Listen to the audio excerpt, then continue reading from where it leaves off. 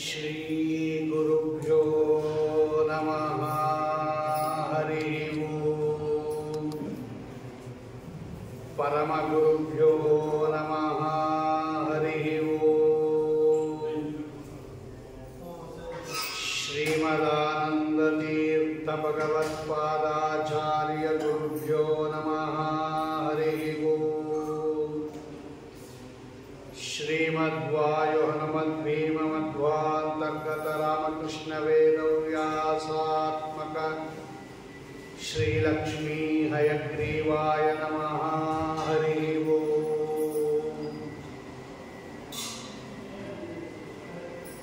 ಕರೋತು ಮಮ ಕಲ್ಯಾಣಂ ಹರಿ ಹಯಮುಖಾವಿದಃ ಗುರುಶ್ಚ ಮಧ್ವನಾಮಾ ಮೇ ವರದೋಸ್ತು ನಿರಂತರಂ. ಆಪಾದಮೌಳಿಪರ್ಯಂತಂ ಗುರುಣಾಂ ಆಕೃತಿಂ ಸ್ಮರೇತ್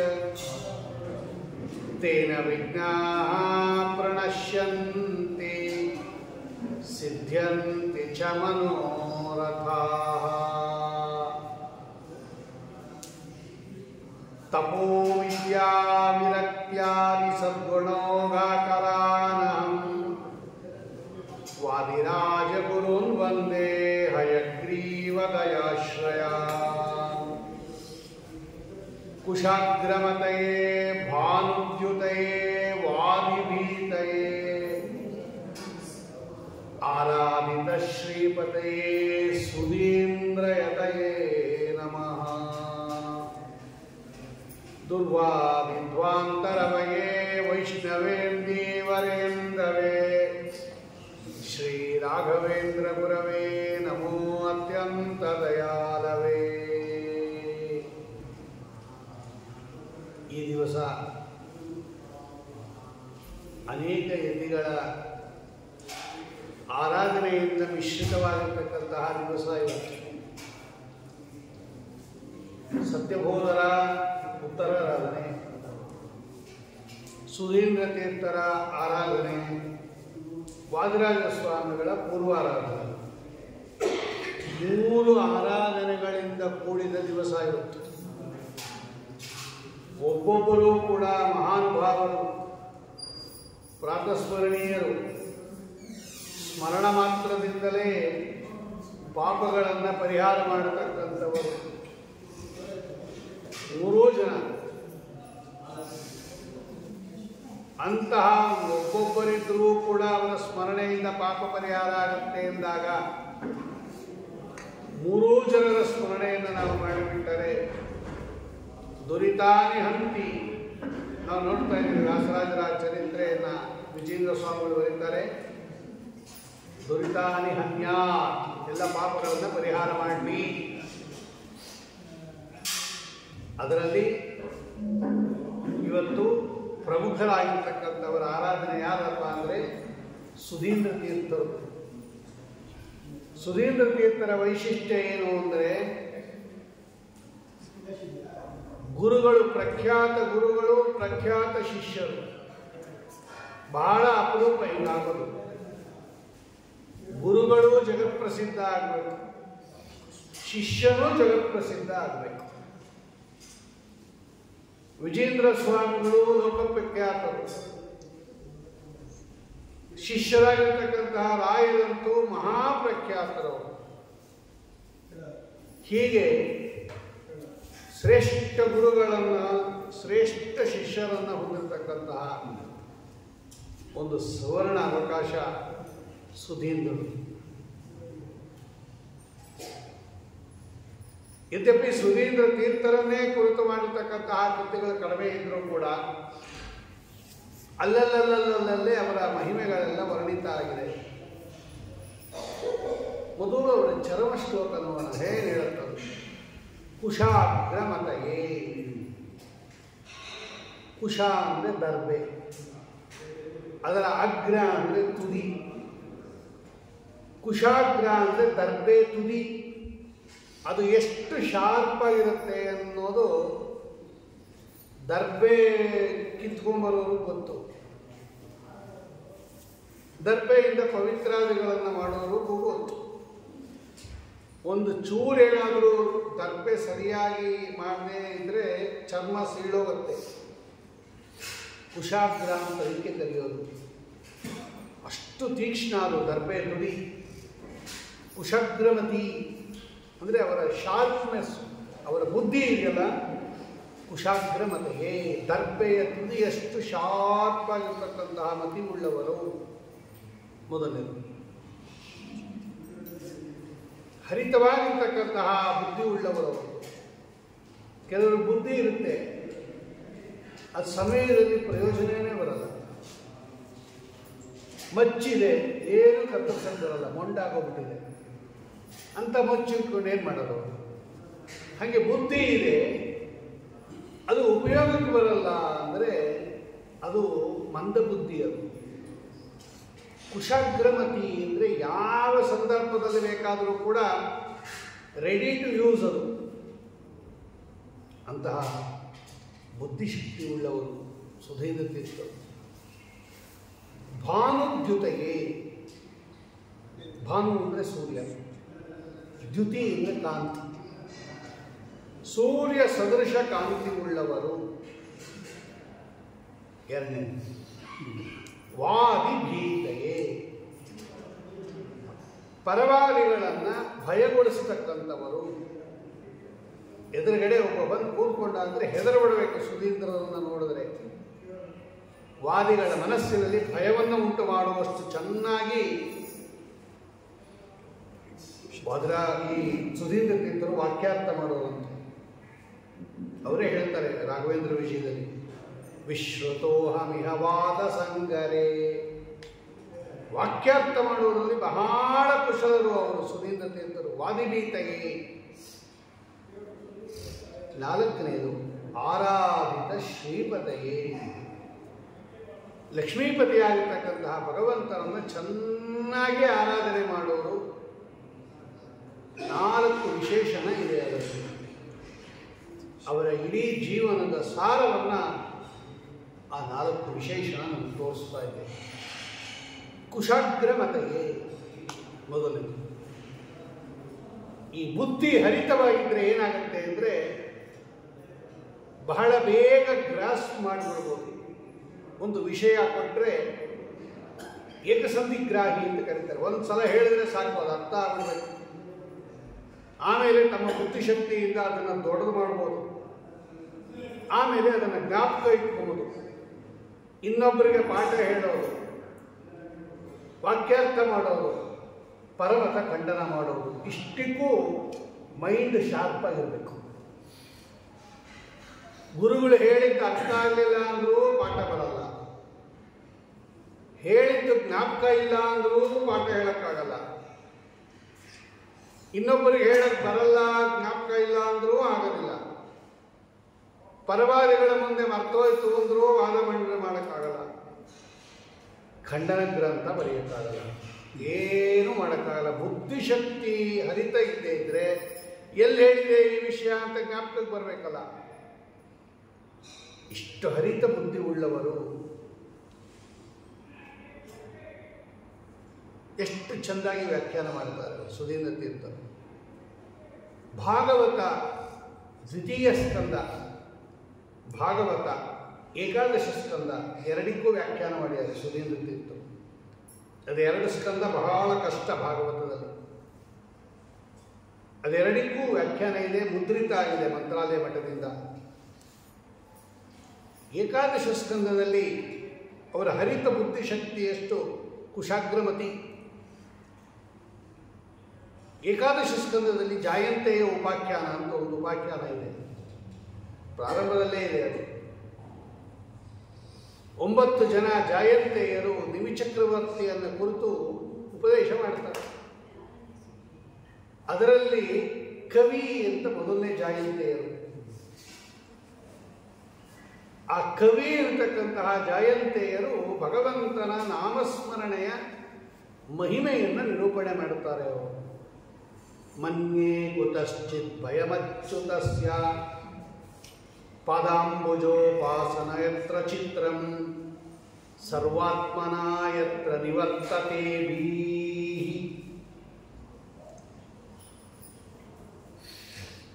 ಒಂದು ಶ್ಲೋಕ ಇದೆ ಪ್ರಾರಂಭದಲ್ಲಿ, ಅದು ಉದ್ವಿಗ್ನ ಬುದ್ಧೇ ಅಸದಾತ್ಮಭಾವಾತ್ ವಿಶ್ವಾತ್ಮನಾ ಯತ್ರ ನಿವರ್ತತೆ ಭೀಃ ಅಂತ ಒಂದು ಶ್ಲೋಕ ಇದೆ.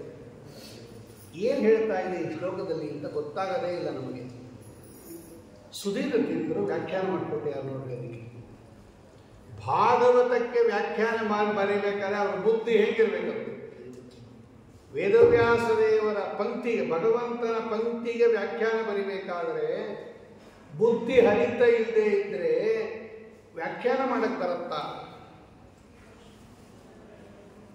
ವ್ಯಾಖ್ಯಾನ ಬರೀತಾರೆ ಅವರು. ಈ ಶ್ಲೋಕ ಏನು ಹೇಳ್ತಾ ಇದೆ ನಮಗೆ ಅಂತ ಕೇಳಿದ್ರೆ ಅಲ್ಲಿ ಎಲ್ಲ ಅರ್ಥ ಆಯಿತು ನಮಗೆ. ಅಲ್ಲಿ ಒಂದು ಶಬ್ದ ಇದೆ, ಅಲ್ಲಿ ಏನದು? ಉದ್ವಿಗ್ನ ಬುದ್ಧೇ ಅಸದಾತ್ಮಭಾವಾತ್ ವಿಶ್ವಾತ್ಮನಾ ಯತ್ರ ನಿವರ್ತತೆ ಭೀಃ ಅಂತಿದೆ. ಅಂದ್ರೆ ಏನು ಮಾಡ್ತಾರೆ ಅವರು? ಭಗವಂತನ ನಾಮಸ್ಮರಣೆಯನ್ನು ಮಾಡಿಕೊಂಡು ಭಯವನ್ನು ಕಳ್ಕೋತಾರೆ ಜ್ಞಾನಿಗಳು. ಭಗವಂತನ ಪಾದಾರವಿಂದಗಳಲ್ಲೇ ಮನಸ್ಸಿಟ್ಟು ಉದ್ವೇಗವನ್ನು ಹೊಂದದೇನೆ ಭಯದಿಂದ ದೂರವಾಗಿರುತ್ತಾರೆ ಅಂತ ಅರ್ಥ. ಮನ್ಯೇ ಕುತಶ್ಚಿತ್ ಭಯಮಚ್ಯುತಸ್ಯ ಪಾದಂಬುಜೋಪಾಸನ ಮತ್ತ ನಿತ್ಯಂ ಉದ್ವಿಗ್ನ ಬುದ್ಧೇ ಅಸದಾತ್ಮಭಾವತ್ ವಿಶ್ವಾತ್ಮನ ಯತ್ರ ನಿವರ್ತತೆ ಭೀಃ ಅಂತ ಶ್ಲೋಕ ಬರೀತಾರೆ ಸುಧೀಂದ್ರ ತೀರ್ಥರು. ವೇದವ್ಯಾಸ ದೇವರ ಪಂಕ್ತಿಗೆ ವ್ಯಾಖ್ಯಾನ ಮಾಡಿದ್ದಾರೆ ಸುಧೀಂದ್ರ ತೀರ್ಥರು. ಉದ್ವಿಗ್ನ ಬುದ್ಧೇ ಅಸದಾತ್ಮಭಾವಾತ್,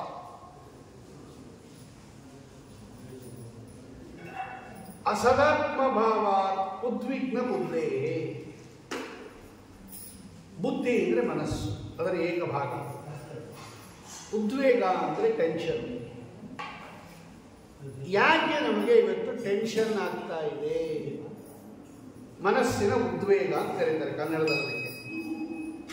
ಟೆನ್ಷನ್ ಅಂತ ಸ್ಟ್ರೆಸ್ ಅಂತ ಕರೀತಾರೆ ಇಂಗ್ಲಿಷಲ್ಲಿ. ದೊಡ್ಡ ಕಾಯಿಲೆ ಇವತ್ತದು. ಯಾಕೆ ಅಂತ ವಿಚಾರ ಬಂತು ಭಾಗವತದಲ್ಲಿ.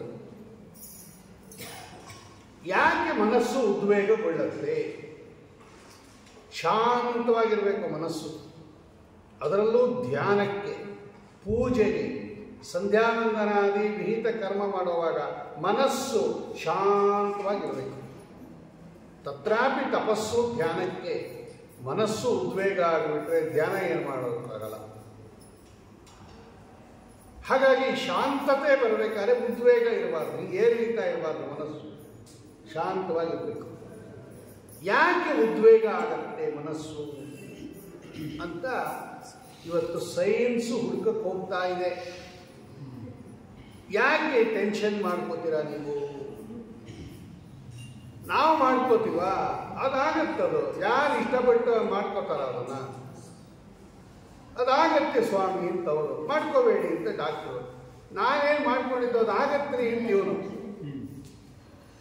ಯಾಕಾಗತ್ತೆ ಅಂದರೆ ನಮಗದೆಲ್ಲ ಗೊತ್ತಿಲ್ಲ. ಮಾಡ್ಕೋಬೇಡಿ. ಇನ್ನೊಂದು 3-4 ಸಲ ಅವ್ರನ್ನ ಕೇಳಿದ್ರೆ ನಂಗೆ ಯಾಕೆ ಟೆನ್ಷನ್ ಮಾಡ್ತೀವಿ, ಅವ್ರು ಹೇಳಿದ್ದನ್ನೇ ಕೇಳಿ ಅಂತ ಡಾಕ್ಟ್ರು. ಅವಾಗಿಂದ ಹೇಳ್ತಾ ಇದ್ದೀನಿ ಉದ್ವೇಗ ಮಾಡ್ಕೋಬೇಡಿ ಅಂತ. ನನ್ನೇಕೆ 25 ಸಲಕ್ಕೆ ಟೆನ್ಷನ್ ಮಾಡಬೇಡಿ, ಹೋಗಿ ಸಾಕು ಅಂತ. ನಾವು ಅವನಿಗೆ ಟೆನ್ಷನ್ ಆಗ. ಭಾಗವತ ಹೇಳುತ್ತೆ ಅದಕ್ಕೆ ಉತ್ತರ. ಅದು ನಮ್ಗೆ ಗೊತ್ತಾಗಿಲ್ಲ. ಅದು ಸುಧೀಂದ್ರ ತೀರ್ಥರು ಬರೀತಾರೆ. ಯಾಕೆ ಮನಸ್ಸು ಉದ್ವೇಗಗೊಳ್ಳುತ್ತೆ ಅಂದರೆ ಅಸದಾತ್ಮ ಭಾವಾತ್. ಕಾರಣಕ್ಕೂ ಹೇತು ಕೊಡ್ತೋದು, ಪಂಚಮಿ ಅಂತ ಹೇತು ಅದು. ಅಸದಾತ್ಮ ಭಾವಾತ್ ಉದ್ವಿಗ್ನ ಬುದ್ಧೇ. ಏನು ಹಂಗಂದ್ರೆ ತಿರ್ಗಾ ಅರ್ಥ ಆಗಲಿಲ್ಲ ನಮಗೆ. ಅಲ್ಲಿದೆ, ಭಾಗವತದಲ್ಲಿದೆ. ಯಾಕೆಂದರೆ ಈ ಮನಸ್ಸಿನ ಉದ್ವೇಗ ಅನ್ನೋದು ಎಲ್ಲರಿಗೂ ಸಂಬಂಧಪಟ್ಟದ್ದಿದು. ಆ ಜಾಯಂತ ಯೋಗಾಖ್ಯಾನ ನಮಗೆಲ್ಲ ಸೇರಿ ಅವ್ರು ಹೇಳಿರೋದು, ಬರೀ ನಿಮಿಚಕ್ರವರ್ತಿಗಲ್ಲ. ಅವನನ್ನು ನಿಮಿತ್ತ ಮಾಡ್ಕೊಂಡಿದ್ದಾರಷ್ಟೇ. ಟೆನ್ಷನ್ ಕಡಿಮೆ ಮಾಡ್ಕೊಂಬೋದು ಹೆಂಗೆ ಅಂದರೆ, ಯಾಕೆ ಬರುತ್ತೆ ಟೆನ್ಷನ್ ಅಂತ ಮೊದಲು ತಿಳ್ಕೊಳ್ರಿ. ಅಸದಾತ್ಮ ಭಾವ. ಅಸದಾತ್ಮ ಭಾವ ಅಂತಂದ್ರೆ ಏನು ಅಂತ ಪ್ರಶ್ನೆ ಬಂತಿಲ್ಲ. ಸುಧೀಂದ್ರ ತೀರ್ಥರು ವ್ಯಾಖ್ಯಾನ ಬರೀತಾರೆ. ಅಸದಾತ್ಮ ಭಾವ ಅಂತಂದ್ರೆ, ಅಸತ್ ಅಂದ್ರೆ ನಮ್ಮದಲ್ಲದ್ದು ಅಂತ ಅರ್ಥ. ಅಸತ್ ಅಂದ್ರೆ ಇಲ್ಲದೇ ಇರೋ ವಸ್ತು ಅಂತಲ್ಲ, ನಮ್ಮ ಸೊತ್ತಲ್ಲದ, ನಮ್ಮದಲ್ಲದ ವಸ್ತುವಿನಲ್ಲಿ ಆತ್ಮಭಾವ, ನನ್ನದು ಎಂಬ ಬುದ್ಧಿ, ಇದು ಟೆನ್ಷನ್ ಕಾರಣ. ನಮ್ಮದಲ್ಲದ ವಸ್ತುವಿನಲ್ಲಿ ನಮ್ಮದು ಎಂಬುವ ಅಭಿಮಾನ ಉದ್ವೇಗಕ್ಕೆ ಕಾರಣ. ಭಾಗವತ ಹೇಳ್ತಾರೆ. ಇವ್ರು ಬರೆದ್ರು. ಯಾಕೆ ಅಂತ ಪ್ರಶ್ನೆ ಮಾಡಿದ್ರೆ ಅದು ಹೆಂಗೆ? ಅದು ಉದ್ವಿಗ್ನ ಬುದ್ಧೇ ಅಸದಾತ್ಮ ಭಾವ ಅಂತಂದ್ರೆ ಏನು ಅಂದರೆ, ನಮ್ದಲ್ಲ ಆ ಪದಾರ್ಥ, ನಮ್ದು ಅನ್ಕೋಬಿದ್ವಿ. ಅದೇ ಹಂಗೆ ಅಂದ್ಕೊಂಡ್ರೆ ಏನಾಗುತ್ತೆ ತೊಂದರೆ ಅಂದರೆ, ಆ ಪದಾರ್ಥದ ರಕ್ಷಣೆ. ನಮ್ಮದಲ್ಲದ ಪದಾರ್ಥ ಯಾವುದು? ನಾವೇನು ನಮ್ದು ಅಲ್ಲದೆ ಇರೋದನ್ನ ರಕ್ಷಣೆ ಮಾಡಕ್ಕೆ ಹೋಗಲ್ವಲ್ಲ. ಅಂದರೆ ಜಗತ್ತಿನಲ್ಲಿ ಯಾವ ಪದಾರ್ಥನೂ ನಮ್ದಲ್ಲ ನೋಡಿ. ಎಲ್ಲ ನಂದು ನಂದು ಅಂತ ಅಂದ್ಕೊಂಡಿದ್ದೀವಿ ಹೊರತು ವಸ್ತುತಸ್ತು ಯಾವ ಪದಾರ್ಥನೂ ನಮ್ದಲ್ಲ. ಏನು ತೊಗೊಂಬಂದಿದ್ವಿ ನಾವು ತಾಯಿ ಗರ್ಭದಿಂದ ಬರೋವಾಗ? ಹೋಗೋವಾಗ ಏನು ತೊಗೊಂಡು ಹೋಗ್ತೀವಿ? ನಮ್ದಾಗಿದ್ರೆ ತೊಗೊಂಬಂದು ತೊಗೊಂಡು ಹೋಗ್ಬೇಕಾಯ್ತು ಅಲ್ವಾ? ನಮ್ಮ ಪದಾರ್ಥ ಆಗಿದ್ರೆ ತೊಗೊಂಬಂದು ತೊಗೊಂಡು ಹೋಗ್ಬೇಕಾಯ್ತು. ಬರೋವಾಗ ತಂದಿಲ್ಲ, ಹೋಗೋವಾಗ ತೊಗೊಂಡು ಹೋಗಲ್ಲ. ಇಲ್ಲಿರೋವಾಗ ಮಾತ್ರ ಉಪಯೋಗಿಸ್ಕೊತಾ ಇದ್ದೀವಿ. ಅಂದರೆ ನಮ್ಮದು ಏನು ಬರುವುದೋ ಸಂಗಡೇನು ಬರುವುದೋ ಅಂತಾರೆ ದಾಸರಾಯ. ಏನು ಬರಲ್ಲ ನಿನ್ನ ಹಿಂದೆ. ಆದರೆ ಆ ಬಂದು ಹೋಗುವ ಮಧ್ಯದಲ್ಲಿ ಎಲ್ಲವೂ ನಮ್ಮದೇ ಅಂದ್ಕೊಂಡ್ಬಿಟ್ಟಿದ್ದೀವಿ ನಾವು.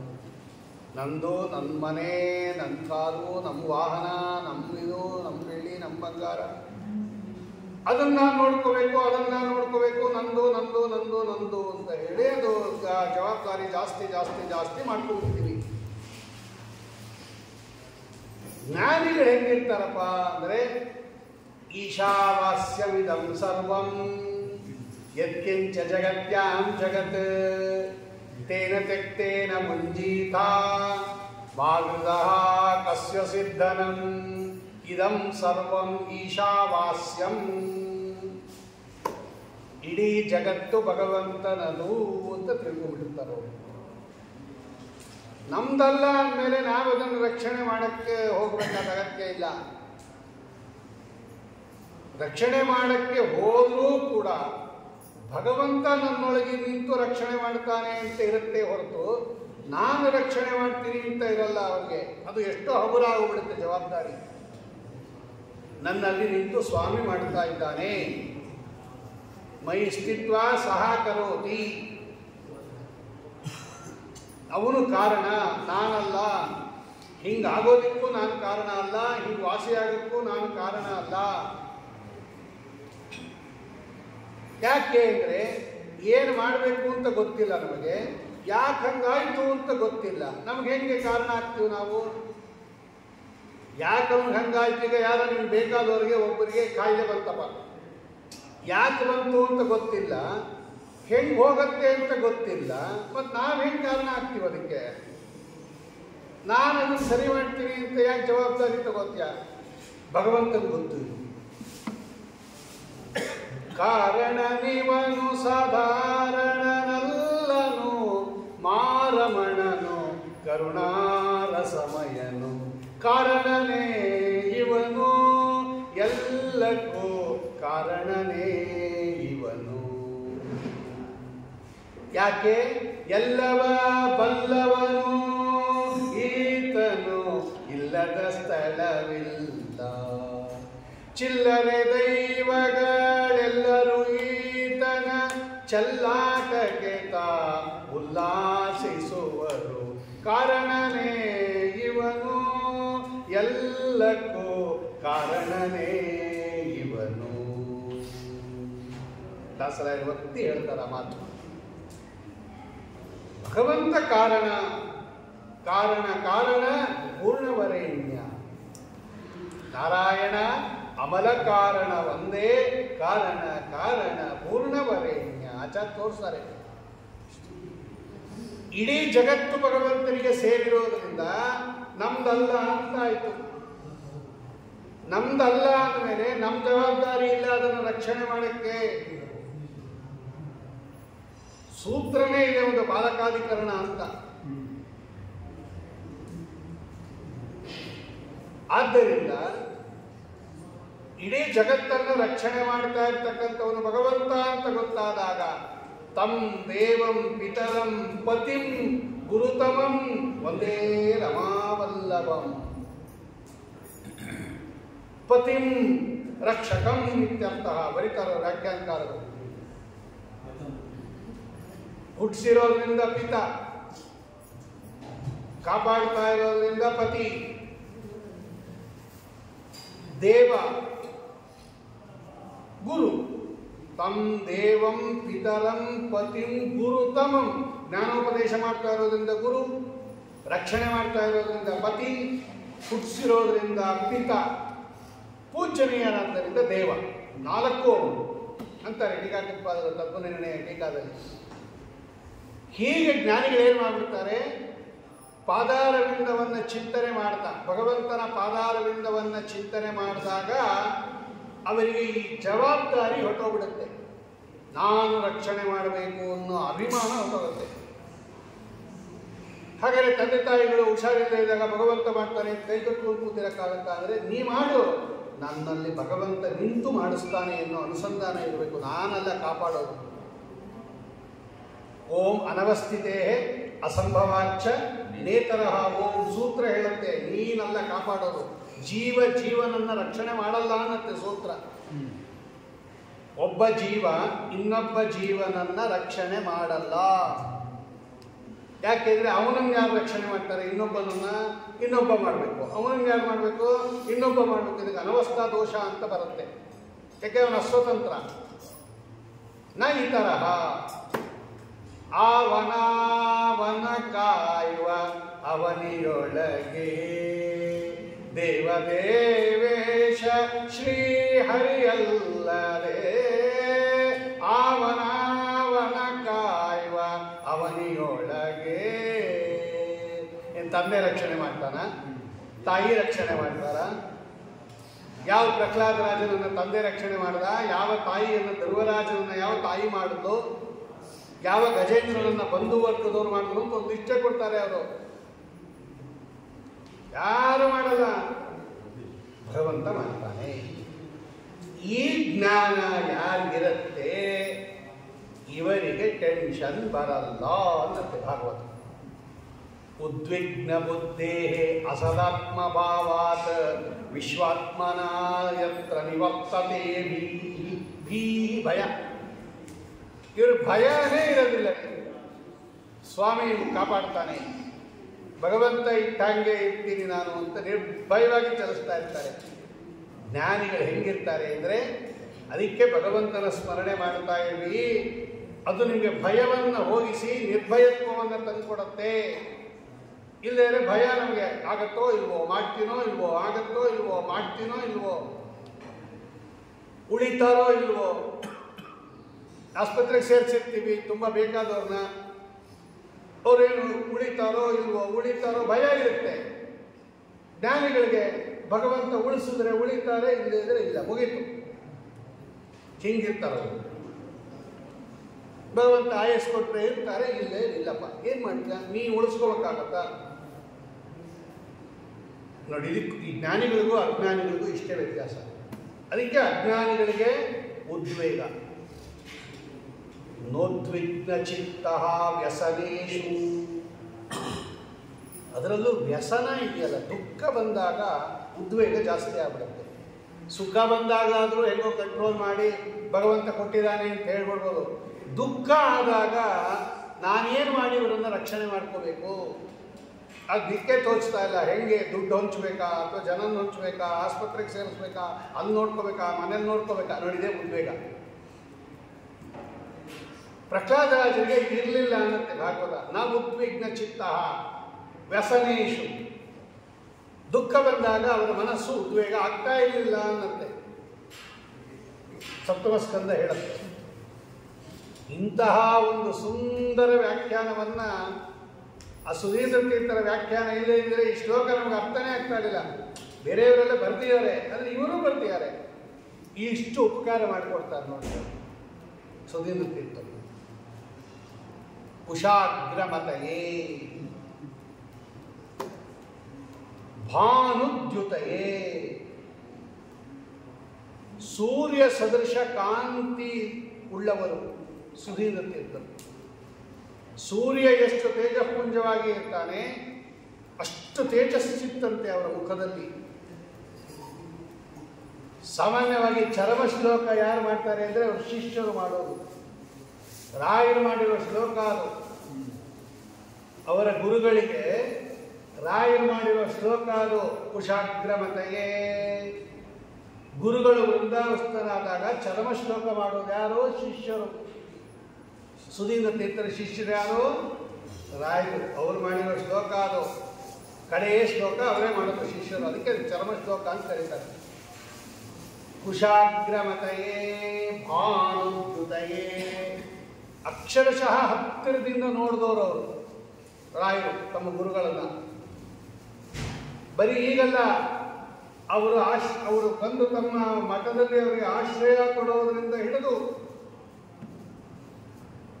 ಅವರಿಗೆ ಬೇರೆ ವಿದ್ಯಾರ್ಥಿಗಳಿಂದ ಕಾಟ ತಪ್ಪಿಸೋದ್ರಿಂದ ಹಿಡಿದು, ನಾ ಮಠ ಬಿಟ್ಟು ಹೊರಟೋಗ್ತೀನಿ ಅಂತಾರೆ ಒಂದು ಸಂದರ್ಭದಲ್ಲಿ. ವೆಂಕಟನಾಥಾಚಾರ್ಯರಾಗಿದ್ದಾಗ ರಾಯರು ಶ್ರೀಮದ್ ರಾಘವೇಂದ್ರಾಣು ವಿಜಯ ಅಂತ ಒಂದು ವಿಜಯ ಇದೆ. ರಾಘವೇಂದ್ರ ವಿಜಯ ಅಂತ ಒಂದಿದೆ, ಅಣುರಾಘವೇಂದ್ರ ವಿಜಯ ಅಂತ ಒಂದಿದೆ. ಅದರಲ್ಲಿದೆ ಇದೆಲ್ಲ.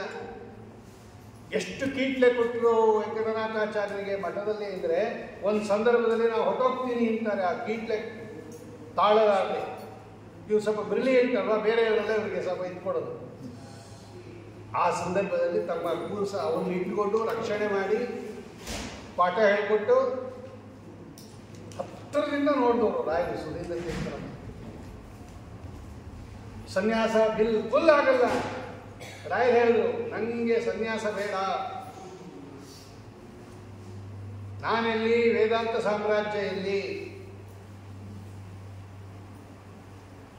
ಬಾಲಕೋ ಲೋಪನೀತಃ ಬಾಲಸ್ಯಾಹಂ, ಭಾರ್ಯಾ ಬಾಲ ಬಾಲಕೋ ಲೋಪನೀತಃ, ನನ್ನ ಹೆಂಡತಿ ಚಿಕ್ಕೋಳು, ನನಗೆ ಮಗನಿಗೆ ಇನ್ನೂ ಉಪನಯನ ಆಗಿಲ್ಲ, ನಾನು ಚಿಕ್ಕೋನು, ವಾಸೋನ್ಯಾಸ, ಸನ್ಯಾಸ ಎಲ್ಲಿ, ವೇದಾಂತ ಸಾಮ್ರಾಜ್ಯ ಎಲ್ಲಿ, ನಾನೆಲ್ಲಿ, ನನಗೆ ಇಷ್ಟ ಇಲ್ಲ, ನಾನು ಸನ್ಯಾಸಿ ಆಗಲ್ಲ, ಇನ್ನೂ ಬಲಾತ್ಕಾರ ಮಾಡಿದರೆ ಮಠ ಬಿಟ್ಟು ಹೋಗ್ತೀನಿ ಅಂತಾರೆ ಅವರು ವೆಂಕಟನಾಥಾಚಾರ್ಯ.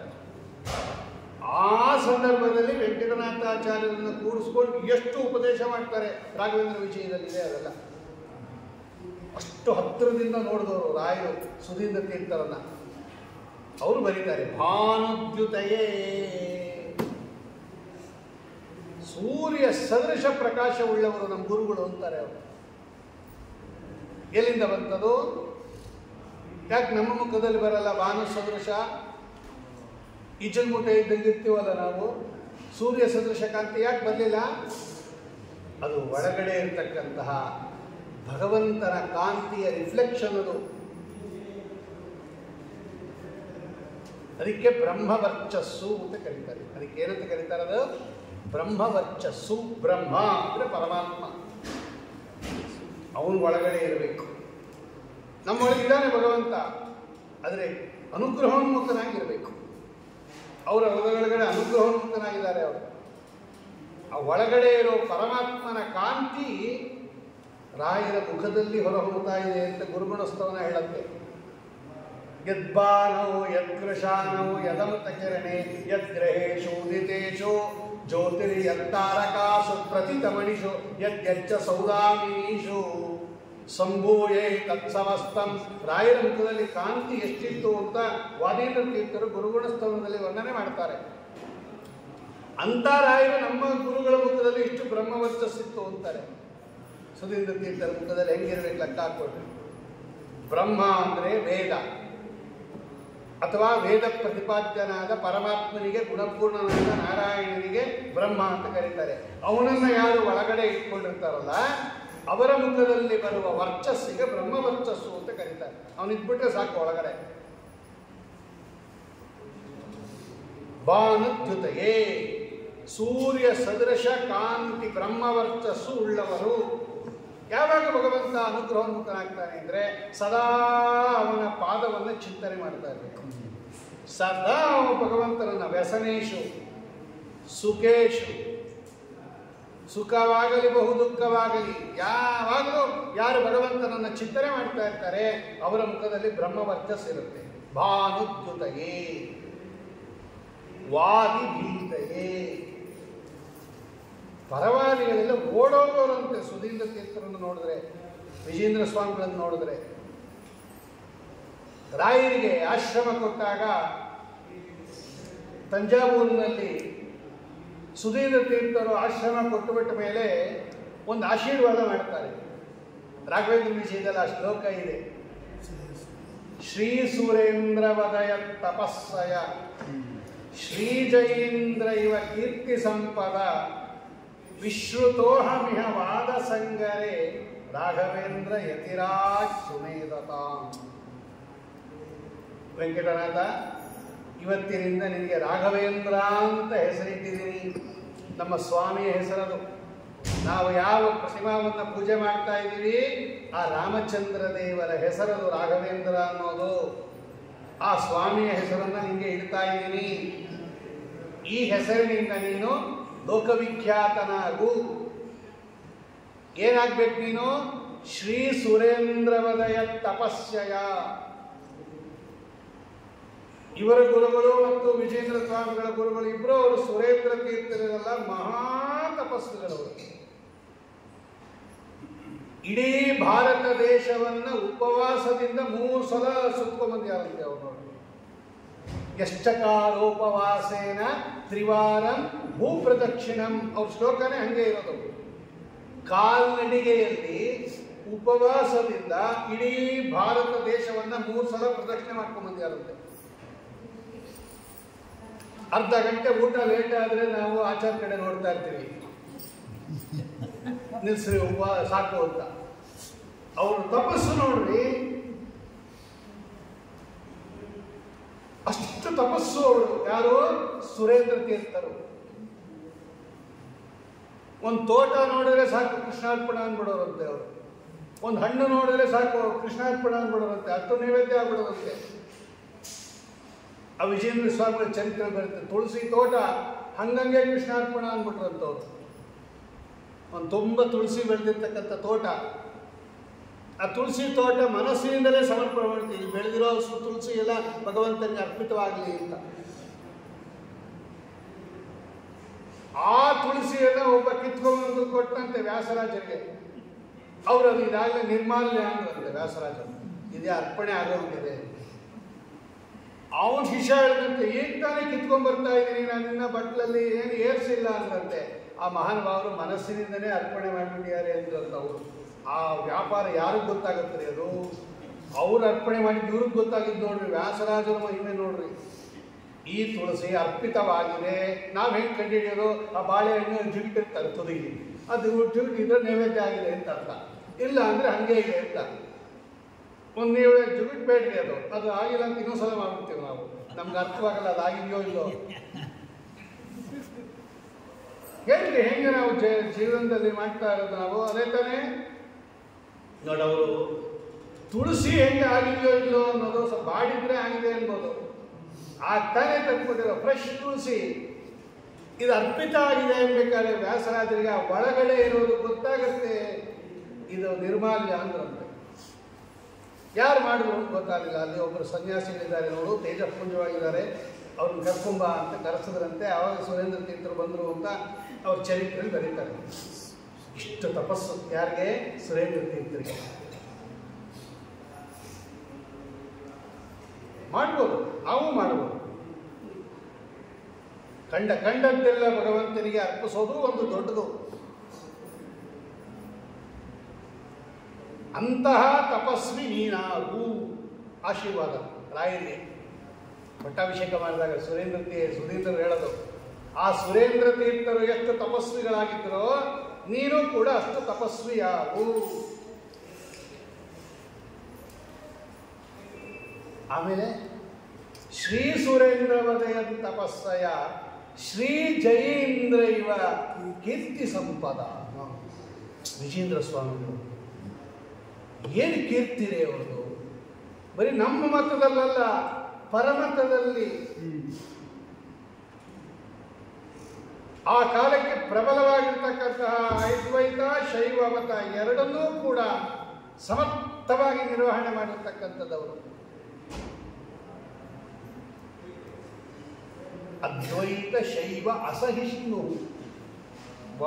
ಗುರುಗುಣಸ್ಥವನ ಎರಡು ಮತವನ್ನು ಕೂಡ ಎಮ್ಮೆ ಬಸವ ಲಿಂಗರಾಜೇಂದ್ರ ಅಂತ ಶೈವ ಸನ್ಯಾಸಿ ಆ ಕಾಲಕ್ಕೆ ಇಡೀ ಕುಂಭಕೋಣದ ಎಲ್ಲ ದೇವಸ್ಥಾನಗಳ ಆಧಿಪತ್ಯವನ್ನು ಇಟ್ಕೊಂಡವನು, ಎಲ್ಲ ಬ್ರಾಹ್ಮಣರನ್ನ ಅವಮಾನ ಮಾಡ್ತಾ ಇದ್ದ. ಅವ್ರ ಕತೆ ಚರಿತ್ರೆ ಬರುತ್ತೆ. ಅಂತಹ ಅವರನ್ನು ಗೆದ್ದು ಎಲ್ಲ ದೇವಸ್ಥಾನದ ಆಧಿಪತ್ಯವನ್ನು ತಮ್ಮ ಕೈಯಲ್ಲಿ ತಗೊಂಡು ನಿರ್ಭಯವಾಗಿ ಬದುಕೋ ಹಂಗೆ ಮಾಡಿ ಬ್ರಾಹ್ಮಣ್ಯವನ್ನು ಉಳಿಸಿರ್ತಕ್ಕಂಥ ಕೀರ್ತಿ ವಿಜೇಂದ್ರ ಸ್ವಾಮಿ ಹೋಗಿ ನೋಡ್ಬೇಕದು ವಾದ ಹೆಂಗೆ ನಡೀತು, ಅವ್ರಿಗೆ ಏನೇನು ಮಾತಾಡ್ದ, ಅವರು ಇವರೇನು ಮಾತಾಡಿದ್ರು. ಕುಬೇಶ್ವರನ ದೇವಸ್ಥಾನದಲ್ಲಿ ನಡೆದಿರ್ತಕ್ಕಂಥದ್ದು ವಾದ ಸಂಗರೆ, ವಾದಿಗಳ ಜೊತೆಯಲ್ಲಿ ಯುದ್ಧ ಮಾಡೋ ವಿಷಯದಲ್ಲಿ ಶ್ರೀ ವಿಜೇಂದ್ರ ಇವ ವಿಜೇಂದ್ರ ಸ್ವಾಮಿಗಳಂತೆ ನೀನು ಪ್ರಸಿದ್ಧನಾಗು. ಕೀರ್ತಿ ಸಂಪದ, ನಿನ್ನ ಕೀರ್ತಿ ಉಚ್ಛ್ರಾಯವಾಗಲಿ ವಿಜೇಂದ್ರ ಸ್ವಾಮಿಗಳಂತೆ. ನನ್ನಂತೆ ವಾದಿ ಸಂಗರೆ, ನಾನು ಹೆಂಗೆ ವಾದ ಮಾಡಿದ್ನೋ ನೀನು ಹಂಗೆ ವಾದ ಮಾಡುವಂತ ಸುಧೀಂದ್ರ ತೀರ್ಥರು. ವಿಶ್ರುತೋಹಮಿಹ ವಾದ ಸಂಗರೆ, ಅಹಮಿವ ನನ್ನಂತೆ ನೀನು ವಾದಿಗಳ ಜೊತೆಯಲ್ಲಿ ಚೆನ್ನಾಗಿ ವಾದ ಮಾಡುವಂಥ ಶಕ್ತಿ ರಾಮದೇವರು ಅನುಗ್ರಹಿಸಲಿ. ಸುರೇಂದ್ರ ತೀರ್ಥರಂತೆ ತಪಸ್ವಿಯಾಗು, ವಿಜೇಂದ್ರರಂತೆ ಕೀರ್ತಿವಂತನಾಗು, ನನ್ನಂತೆ ಪರವಾದಿಗಳನ್ನು ನಿಗ್ರಹಿಸು. ಇವತ್ತಿನಿಂದ ನಿಮಗೆ ರಾಘವೇಂದ್ರ ಅಂತ ಹೆಸರು ಆಶೀರ್ವಾದ ಮಾಡಿದ್ದಾರೆ ಅಂತ ರಾಘವೇಂದ್ರ ವಿಜಯದಲ್ಲಿದೆ. ಭಾನುದ್ಯುತಯೇ ವಾದಿ ಭೀತಯೇ. ಅವ್ರು ಆಶೀರ್ವಾದ ಮಾಡಬೇಕಾದ್ರೆ ಅವರು ಸುಮ್ಮನೆ ಮಾಡ್ತಾರ? ಅವರು ವಾದಿಗಳಿಗೆ ಭಯ ಹುಟ್ಟಿಸ್ದೇನೆ ಇನ್ನೊಬ್ಬರಿಗೆ ಆಶೀರ್ವಾದ ಮಾಡಕ್ಕೆ ಬರುತ್ತಾ? ಹಂಗೆ ಮಾಡಿದ್ರೆ ಆಶೀರ್ವಾದ ನಿಲ್ಲಂತ ಇಲ್ಲ. ಅಂತಹ ವಾದಿಗಳಲ್ಲಿ ಅಗ್ರಗಣ್ಯರಾಗಿರ್ತಕ್ಕಂತಹ ಸುಧೀಂದ್ರ ತೀರ್ಥರು. ಅದೆಲ್ಲದಕ್ಕೆ ಕಾರಣ ಏನು? ಆರಾಧಿತ ಶ್ರೀಪತಯೇ. ಗರುಡ ವಾಹನ ಲಕ್ಷ್ಮೀನಾರಾಯಣ ದೇವರು ಅಂತ ಇವತ್ತೂ ಇದೆ ಮಂತ್ರಾಲಯದಲ್ಲಿ, ಮೇಲ್ಗಡೆ ಇಟ್ಟಿರ್ತಾರೆ ಅವರು. ಮೇಲಿನ ಅಂತಸ್ತಿನಲ್ಲಿ ಗರುಡ ದೇವರ ಮೇಲೆ ಕೂತಿರ್ತಕ್ಕಂತಹ ಲಕ್ಷ್ಮೀನಾರಾಯಣ ದೇವರಿದ್ದಾರೆ. ಪತ್ರೀಶಾರೂಢ ಲಕ್ಷ್ಮೀಪತಿ ಪದನಲಿನೋ ಉದಗ್ರ ಉದಗ್ರ ರೋಲಂಬಲೀನೋ ವಿಖ್ಯಾತ ಶ್ರೀ ಸುಧೀಂದ್ರ ಅವ್ರು ಬರೀತಾರೆ. ಆ ಲಕ್ಷ್ಮೀನಾರಾಯಣ ದೇವರನ್ನು ಚೆನ್ನಾಗಿ ಪೂಜೆ ಮಾಡಿ ಮಾಡಿ ಮಾಡಿ ಮಾಡಿ ಮಾಡಿ ಆರಾಧಿತ ಶ್ರೀಪತಯೇ, ಲಕ್ಷ್ಮೀ ಸಹಿತನಾಗಿರ್ತಕ್ಕಂತಹ ನಾರಾಯಣ ದೇವರ ಅನುಗ್ರಹದಿಂದ ಬಂದಿರತಕ್ಕಂಥದ್ದು ಇದು. ಎಷ್ಟೇ ಬೇಕಾದಷ್ಟು ಕಾರ್ಯ ಇದ್ದರೂ ಕೂಡ, ಬೇಕಾದಷ್ಟು ಜವಾಬ್ದಾರಿ ಇದ್ದರೂ ಕೂಡ ತನ್ಮಯರಾಗಿ ಭಕ್ತಿಯಿಂದ ಪೂಜೆ ಮಾಡುವಂತೆ ಸುಧೀಂದ್ರ ತೀರ್ಥರು. ಆ ಸಂಸ್ಥಾನದ ಪ್ರತಿಮಾ ರಾಮದೇವರ ಜೊತೆಯಲ್ಲಿ ಮೇಲೆ ಇರತಕ್ಕಂಥ ಗರುಡ ವಾಹನ ಲಕ್ಷ್ಮೀನಾರಾಯಣ ದೇವರನ್ನು ಶ್ರದ್ಧಾಭಕ್ತಿಗಳಿಂದ ಪೂಜೆ ಮಾಡುವಂತೆ ಇಷ್ಟು 4 ವಿಶೇಷಣ ಕೊಟ್ಟಿದ್ದಾರೆ. ಅದಕ್ಕೆ ಅವರಿಗೆ ರಾಯರಿಗೆ ಗುರುಗಳಾಗುವಂಥ ಒಂದು ಅವಕಾಶ ಬಂದಿದೆ. ಮಂತ್ರಾಲಯ ಪ್ರಭುಗಳನ್ನು ನಾವು ಇವತ್ತು ಗುರುಗಳು ಅಂತ ಹೇಳ್ತಾ ಇದ್ದೀವಿ. ಅವರಿಗೆ ಗುರುಗಳಾಗುವಂಥವ್ರು ಇರಬೇಕಾದ್ರೆ ಅವ್ರಿಗೆ ಹೆಂಗಿರ್ಬೇಕು ಲೆಕ್ಕ ಹಾಕ್ಕೊಳ್ಬೇಕು. ಇದು ಸುಧೀಂದ್ರ ತೀರ್ಥರ ಚಿಂತನೆ. ಇನ್ನು ರಾಯರನ್ನ ವ್ಯಕ್ತಿತ್ವವನ್ನು ರೂಪಿಸೋದರಲ್ಲಿ ಮಾತೃ ಹೃದಯ ಸುಧೀಂದ್ರ ತೀರ್ಥರ ಚರಿತ್ರೆಯನ್ನು ನೋಡಿದಾಗ ಅವರ ಹೃದಯ ವೈಶಾಲ್ಯ ಗೊತ್ತಾಗುತ್ತೆ ನಮಗೆ. ರಾಯರದೇ ಮಾತೃ ಸದೃಶ ಹೃದಯ ಅವರು. ಕಂದನ ಮೊರೆ ಕೇಳಿ ಜನನಿಯು ಬರುವಂತೆ ಬಂದನು ರಾಘವೇಂದ್ರ, ಇಂದಿಲ್ಲಿಗೆ ಬಂದನು ರಾಘವೇಂದ್ರ. ಎಲ್ಲ ತಾಯಿ ಹೋಲಿಸ್ತಾ ಇದ್ದಾರೆ ಅವರು. ಕಂದನ ಮೊರೆ ಕೇಳಿ ಜನನಿಯು ಬರುವಂತೆ, ಅದೇ ಹೋಲಿಕೆ ಕೊಟ್ಟಿದ್ದಾರೆ ಅವರು. ರಾಯಬಾರೋ ತಂದೆ ತಾಯಿ ಬಾರೋ ನಮ್ಮನ್ ಕಾಯಬಾರೋ, ಮೈಗಳ ಮರ್ದಿಸಿದ ರಾಘವೇಂದ್ರ. ರಾಯಬಾರೋ ರಾಯಬಾರೋ ತಂದೆ ತಾಯಿ ಬಾರೋ. ನಮ್ಗೆ ಯಾವ ತಾಯಿಯಪ್ಪ ರಾಯರು? ಹೆಂಗ್ ತಾಯಿಯವರು? ಯಾವ ದೃಷ್ಟಿಯಲ್ಲಿ ತಾಯಿಯವರು? ಮಾತೃ ಸದೃಶವಾಗಿರ್ತಕ್ಕಂತಹ ಹೃದಯ ಅವರದು. ಅವ್ರ ಗ್ರಂಥ ನೋಡಬೇಕು, ಗೊತ್ತಾಗತ್ತ ಅವಾಗ. ಯಾಕೆ ಅವರನ್ನು ತಾಯಿ ಅಂತ ಕರೆದಿದ್ದೀರಾ ನೀವು? ಏನ್ ತಾಯಿ ಕೆಲಸ ಮಾಡಿದ್ದಾರೆ ರಾಯರು? ತಾಯಿ ಮಾಡೋ ಕೆಲಸ ಏನಪ್ಪ? ಮೊದಲು ನೋಡ್ರಿ, ಹೊಟ್ಟೆ ತುಂಬ ಊಟ ಹಾಕ್ತಾರೆ. ಇವತ್ತು ರಾಯರ ಮಠ ಇರೋದ್ರಿಂದಲೇ ನಾವೆಲ್ಲ ಬದುಕಿರೋದು. ಮೊದಲು ಹೊಟ್ಟೆ ತುಂಬ ಊಟ ಹಾಕ್ತಾರೆ.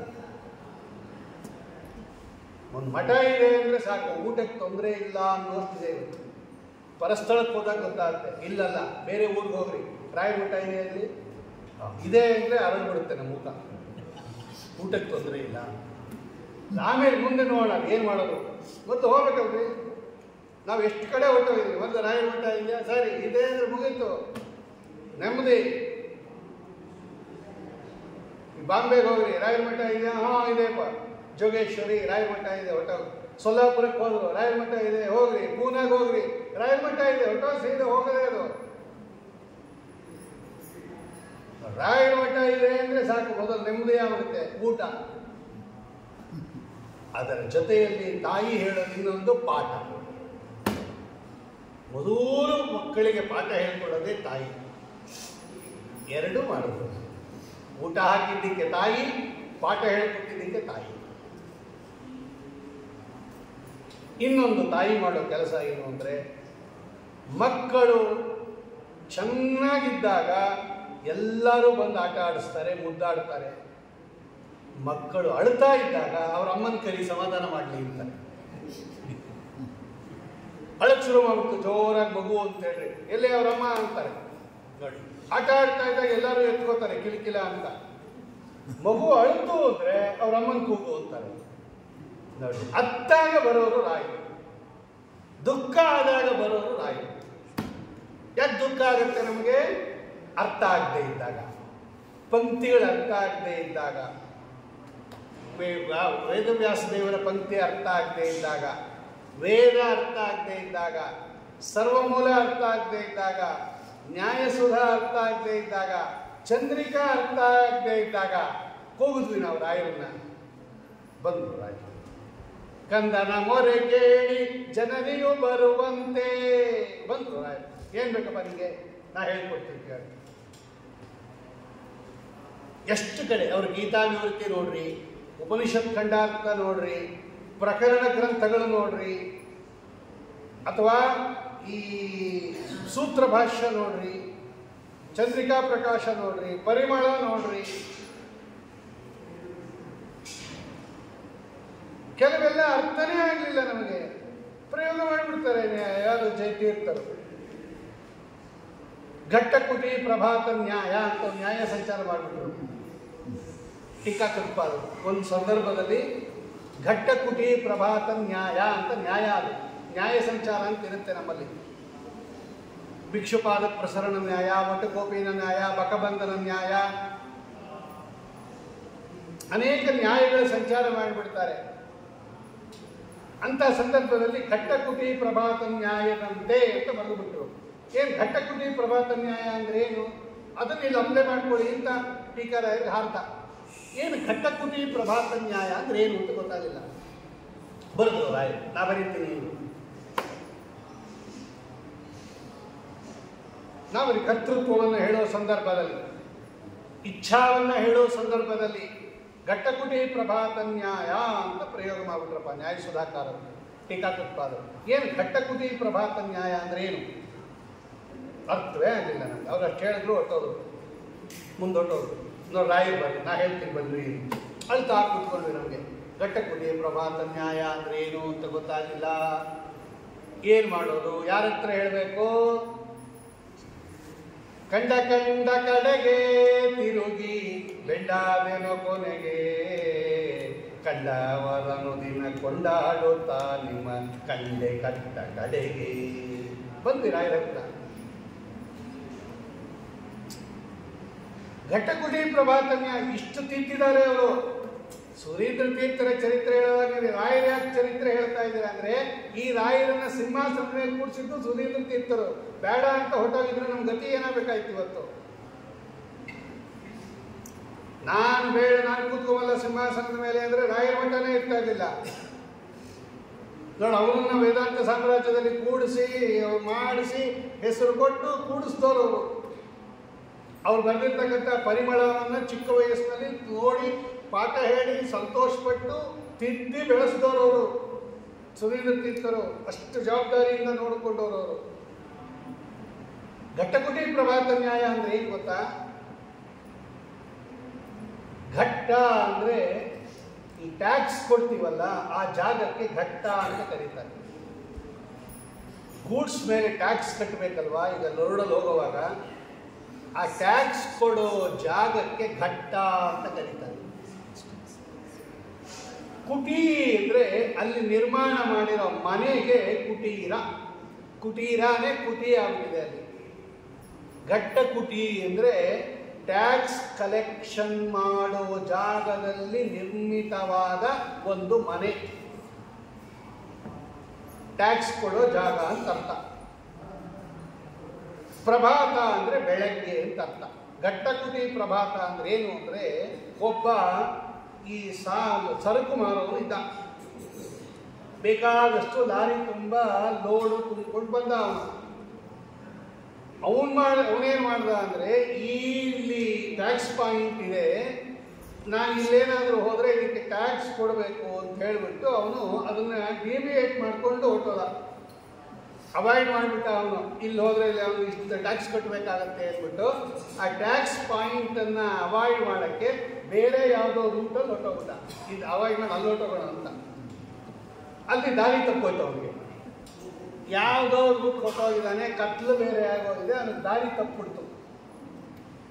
ರಾತ್ರಿ ಎಲ್ಲ ಓಡಾಡಿದಾನೆ ಅವನು. ಎಲ್ಲಿ ಸುತ್ತಿ ಸುತ್ತಿ ಸುತ್ತಿ ಸುತ್ತಿ ಬೆಳಗ್ಗೆ ಬಂದ್ರೆ ಕರೆಕ್ಟಾಗಿ ಅದೇ ಟ್ಯಾಕ್ಸ್ ಪಾಯಿಂಟ್ಗೆ ಬಂದಿರುತ್ತೆ. ಸದ್ಯ ಸಿಕ್ತು ಜಾಗ ಅಂತ ಬೆಳಗ್ಗೆ ಬಂದು ನೋಡಿದ್ರೆ ಎಲ್ಲಿ ಅವನು ಟ್ಯಾಕ್ಸ್ ಕೊಡ್ಬೇಕಾಗಿತ್ತಲ್ಲ ಅದೇ ಜಾಗಕ್ಕೆ ಬಂದಂತೆ.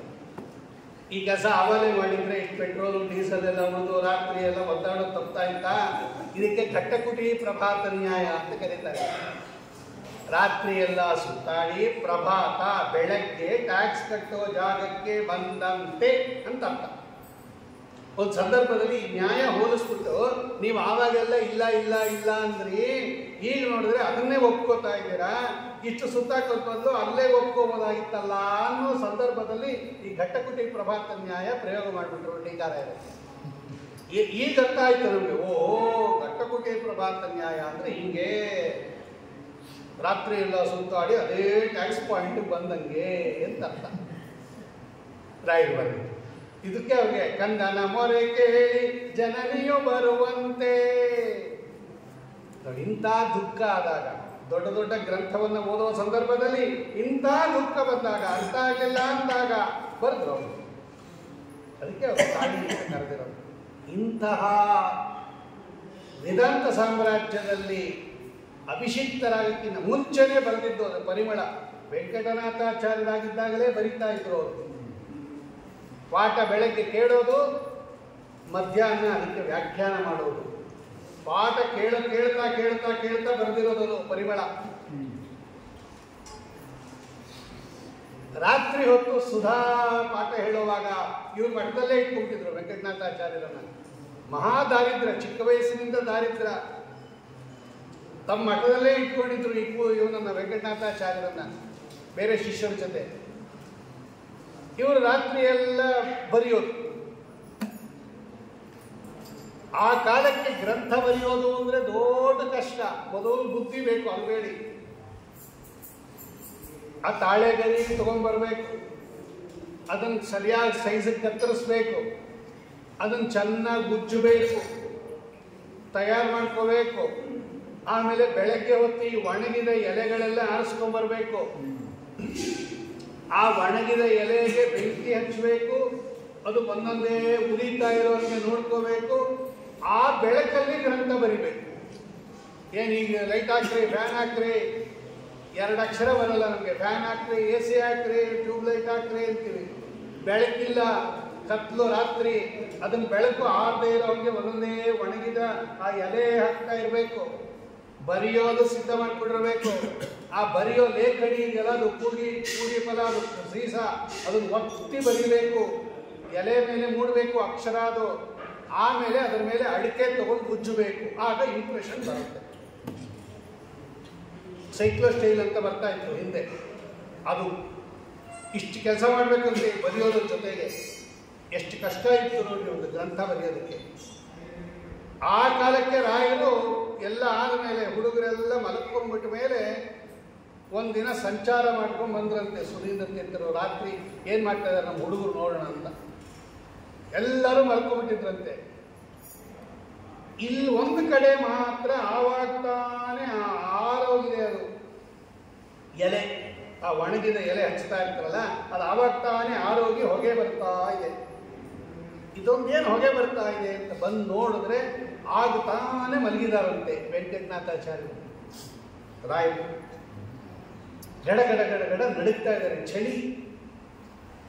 ಅವಾಗ ತಾನೇ ಬರೆದಿಟ್ಟಿರ್ತಕ್ಕಂಥ 2 ಹಾಳೆ ಇದೆಯಂತೆ ಅಲ್ಲಿ, ಆ ತಾಳೆ ಗರಿ ತೆಗೆದು ನೋಡಿದ್ರು. ತಾವು ಬೆಳಗ್ಗೆ ಏನು ಪಾಠ ಹೇಳಿದ್ರಲ್ಲ ಅದಕ್ಕೆ ವ್ಯಾಖ್ಯಾನ ಬರೆದಿಯಾರಂತೆ ರಾಯರು. ಮಧ್ಯಾಹ್ನ ನಡೆದ ಪಾಠಕ್ಕೆ ವ್ಯಾಖ್ಯಾನ ಇದೆ. ಪರಿಮಳ ಯೋಷಾ ತಮ್ಮಿಲ್ಲ ಬಾರಷ್ಟತ ಕುಸುಮತತಿ ತ್ವದ್ಗಿರ ಸಂಗಿರಾಮ. ಏನು ಸಂತೋಷ ಆಗೋಯ್ತಂತೆ ಗೊತ್ತಾ ಸುಧೀಂದ್ರ ತೀರ್ಥರಿಗೆ. ಹಬ್ಬಾ, ಇನ್ನು ಮಧ್ಯಾಹ್ನ ಪಾಠ ಆಗಿದೆ, ಅದಕ್ಕಾಗಲೇ ವ್ಯಾಖ್ಯಾನ ಬರೀತಾ ಇದ್ದಾರೆ. ಇವರೇನು ಮಾಡ್ಬಿಟ್ರು, ಆ 2 ತಾಳೆ ಗರಿ ತೆಕ್ಕೊಂಡ್ಬಿಟ್ರು. ಬರೆದಿಟ್ಟಿದ್ದಂಥದ್ದು ತಗೊಂಡ್ಬಿಟ್ಟು ತಾವು ಹೊಕ್ಕೊಂಡಿರ್ತಕ್ಕಂಥ ಶಾಲು ವೆಂಕಟನಾಥಾಚಾರ್ಯರಿಗೆ ಹೊತ್ತಿಸ್ಬಿಟ್ಟು ಹೊರಟ್ಬಿಟ್ರು. ರಾಯರು ಬರೀತಾ ಬರೀತಾ ಬರೀತಾ ಹಾಗೆ ಮಲ್ಕೊಂಡ್ಬಿಟ್ಟಿದ್ದಾರೆ ಅವರು ವೆಂಕಟನಾಥಾಚಾರ್ಯ. ಬೆಳಗ್ಗೆ ಎಚ್ಚರ ಆದಾಗ ನೋಡ್ತಾರೆ ಗುರುಗಳು ಹೊತ್ಕೊಂಬೋ ಶಾಲು ತಮ್ಮ ಮೇಲೆ ಬಂದ್ಬಿಟ್ಟಿದೆ.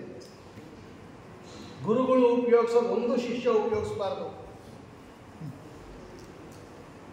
ಗುರುಗಳು ಹೊತ್ಕೋತಾ ಇದ್ರು ಪಾಠ ಟೈಮಲ್ಲಿ, ಗೊತ್ತಿದೆ ಆ ಶಾಲು ತಮ್ಮ ಮೇಲೆ ಬಂದ್ಬಿಟ್ಟಿದೆ. ಗಾಬರಿ ಆಗ್ಬಿಟ್ಟು ಆಮೇಲೆ ನೋಡ್ತಾರೆ ಆ ಬರೆದಿಟ್ಟಿರೋ 2 ಹಾಳೆ ಮಿಸ್ ಆಗ್ಬಿಟ್ಟಿದೆ.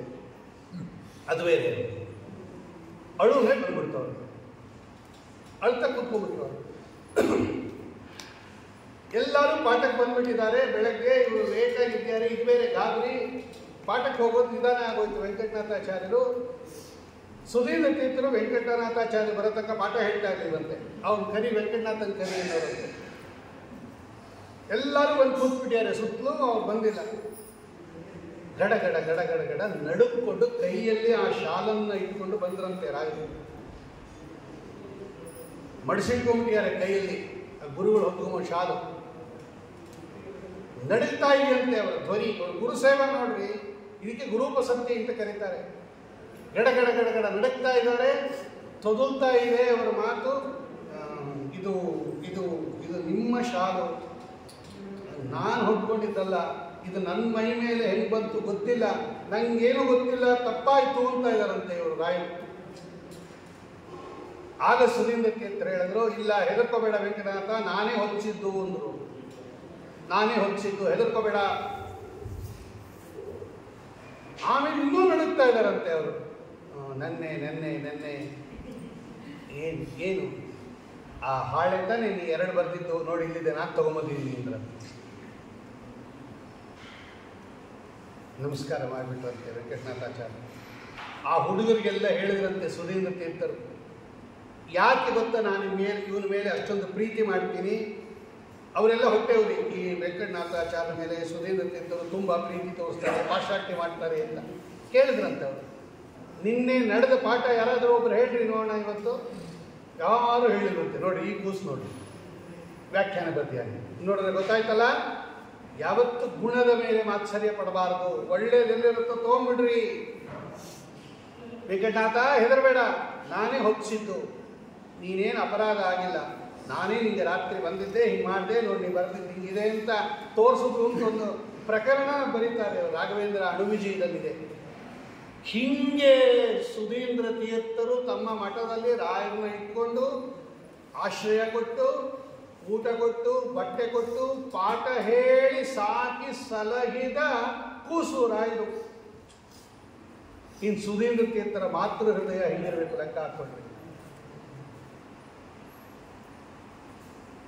ನಾನು ಸನ್ಯಾಸ ತಗೊಳ್ಳಲ್ಲ ಅಂದ್ಬಿಟ್ಟು ಅವೆಲ್ಲ ಡಿಸೈಡ್ ಮಾಡಿಬಿಟ್ಟಿದ್ರು ಸುಧೀಂದ್ರ ತೀರ್ಥರು. ಮುಂದೆ ಇವರೇ, ನಾನು ನಂತರದಲ್ಲಿ ಇವರೇ ಉತ್ತರಾಧಿಕಾರಿಗಳು ಅಂತೇಳಿ ಅವತ್ತೇ ಡಿಸೈಡ್ ಮಾಡಿಬಿಟ್ಟಿದ್ರು. ಆದರೆ ಹೇಳಿದ್ರು ಒಂದಿನ ಏಕಾಂತದಲ್ಲಿ ಕರೆದು, ಈ ಪೀಠಕ್ಕೆ ಮುಂದೆ ನಿನಗೇ ಕೊಡ್ತೀನಿ, ಬೇಡ ಅಂದರು ರಾಯರು. ಎಷ್ಟು ಭಯ ನೋಡ್ರಿ ಆ ಕಾಲಕ್ಕೆ. ಉದ್ದಾಮ ಪಂಡಿತರು, ಸದಾಚಾರ ಸಂಪನ್ನರು, ಪರಿಮಳ ಗ್ರಂಥ ಬರೆದವರು. ನಾನು ಈ ಪೀಠಕ್ಕೆ ಯೋಗ್ಯನಲ್ಲ, ದೊಡ್ಡ ದೊಡ್ಡ ಮಹಾನುಭಾವರಿದ್ದಂತಹ ಪೀಠ ಇದು, ನಾನೆಲ್ಲಿ, ನನಗಿನ್ನ ಜವಾಬ್ದಾರಿ ಇದೆ. ಯಾತ್ತಾನೆ ಲಗ್ನ ಆಗಿತ್ತು ಅವರಿಗೆ, ಭಾರ್ಯ ಬಾಲ ಬಾಲಕೋ ನೋಪನೀತ, ನನಗೆ ಹುಡುಗ ಮಗ ಇದ್ದಾನೆ, ಇನ್ನೂ ಉಪನಯನ ಆಗಿಲ್ಲ ಅವನಿಗೆ, ನಂಗೆ ಚಿಕ್ಕ ವಯಸ್ಸಿನ ಹೆಂಡತಿ ಇದ್ದಾಳೆ, ಅವಳ ರಕ್ಷಣೆ ಇದೆ. ಬಾಲಸ್ಯಾಹಂ, ನಾನು ಕೂಡ ದಡ್ಡ, ಸನ್ಯಾಸ ಎಲ್ಲಿ, ನಾನೆಲ್ಲಿ, ನಿರ್ಬಂಧಶ್ಚೇ ನಿರ್ಗಮಿಷ್ಯಾಮಿ ನೂನಂ, ಇನ್ನೂ ನೀವೇನಾದರೂ ಬಲಾತ್ಕಾರ ಮಾಡಿದ್ರೆ ಮಠ ಬಿಟ್ಟೆ ಹೊಟ್ಟೋಗ್ತೀನಿ ಅಂದ್ರದ್ದು. ನಂಗೆ ಸನ್ಯಾಸ ಬೇಡ ಅಂದವರು ರಾಯರು. ಅಂತಹ ವೆಂಕಟನಾಥಾಚಾರ್ಯರನ್ನು ಕೂಡಿಸ್ಕೊಂಡು ಉಪದೇಶ ಮಾಡ್ತಾರೆ ಸುಧೀಂದ್ರ ತೀರ್ಥರು. ಗೃಹಸ್ಥಾಶ್ರಮ ನೀ ತಿಳ್ಕೊಂಡಷ್ಟು ಸುಲಭ ಅಲ್ಲ ವೆಂಕಟನಾಥ, ಬಹಳ ಕಷ್ಟಪಡಬೇಕು, ಬಹಳ ಸುಳ್ಳು ಹೇಳಬೇಕು ಅಂತಾರೆ ಅವರು. ಕುಟುಂಬ ನಿರ್ವಹಣೆ ಅನ್ನೋದು ಸುಲಭ ಅಲ್ಲ. ಒಬ್ಬ ವ್ಯಕ್ತಿ ಹತ್ರ ನೀನು ದುಡ್ಡಿಸ್ಕೋಬೇಕಾದ್ರೆ ಇಲ್ಲೇ ಇರೋದೆಲ್ಲ ಹೇಳಬೇಕು.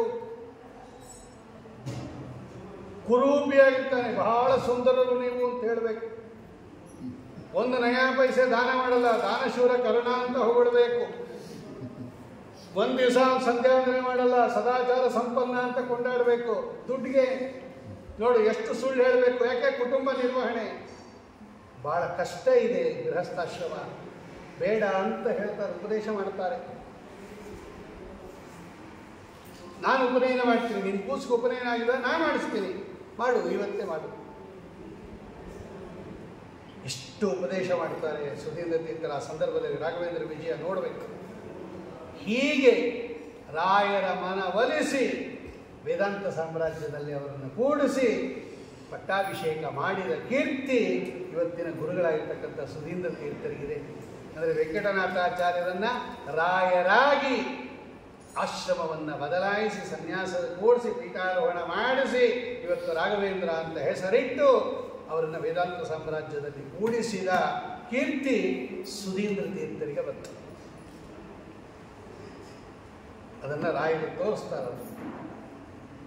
ಅಸ್ಮದ್ದೇಶಿಕ ಪಾದಾನಾಂ ಪ್ರಣಮ್ಯ ಚರಣಾಂಬುಜಂ ಶ್ರೀಮನ್ ನ್ಯಾಯಸುಧಾ ವಾಕ್ಯ ವ್ಯಾಖ್ಯಾಂ ಕುರ್ಯಾಂ ಯಥಾಮತಿ.